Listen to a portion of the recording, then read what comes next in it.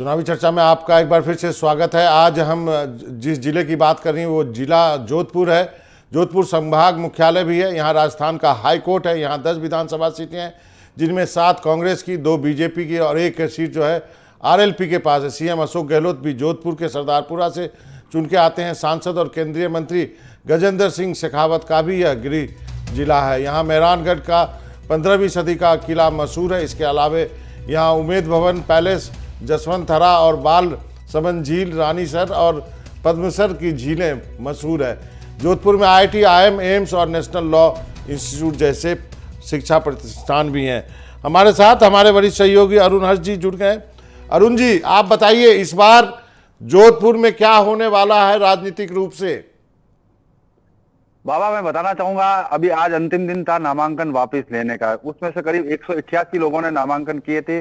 उसमें से अगर कह सकते हैं 39 लोगों ने नाम वापस लिए और वहीं जो है 12 खारिज हो गए। तो अब जो है जोधपुर की 10 विधानसभा पर करीब 137 प्रत्याशी मैदान में।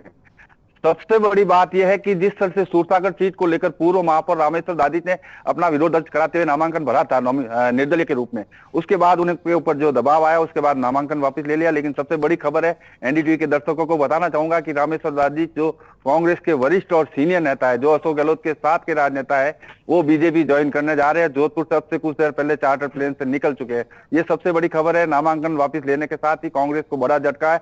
वहीं अगर मुख्यमंत्री के दूसरे सहयोगी अगर बात की जाए सुनील परियार की, वो अभी भी सिवाना में खड़े हैं। तो कह सकते हैं कांग्रेस के जो बागी है वो कांग्रेस का नुकसान करेंगे। बात जोधपुर की अगर सीट की जाए सरदारपुरा शहर की, तो जिस तरह से रामेश्वर दादिच ने कहा कि जोधपुर में से 10 में से 1 सीट नहीं आएगी, क्योंकि जिस तरह से लंबे समय से जो रामेश्वर दादिच है कांग्रेस की रणनीति को बनाते आए और उनके चुनाव में सहयोगी रहे, लेकिन अब उनका जो विरोध है वो कितना सफल हो पाता है। लेकिन उन्होंने दावा किया है कि जोधपुर में कांग्रेस का नाम साफ कर देंगे और जिस तरह से कांग्रेस ने उसके साथ विश्वासघात किया। अब कौन किसके साथ विश्वासघात किया बाबा, इसमें कह नहीं सकते। कांग्रेस की क्या मजबूरियां रही होगी, अशोक गहलोत की क्या मजबूरी रही होगी, लेकिन दोनों बड़े नेता, दिग्गज नेता कह सकते हैं, सुनील परियार और रामेश्वर दादिच का जो पार्टी समूह मोड़ना कहीं ना कहीं कांग्रेस के लिए नुकसान के संकेत है। लेकिन कह सकते हैं अब जो नामांकन वापस लेने के बाद जो 137 लोग अब मैदान में रह चुके हैं 10 विधानसभा सीट पर, और पूरी जो सूची है जिसमें कौन किस पार्टी से बिलोंग करते हैं उसका सूचना चुनाव आयोग द्वारा 5 बजे के करीब लिस्ट जारी की जाएगी।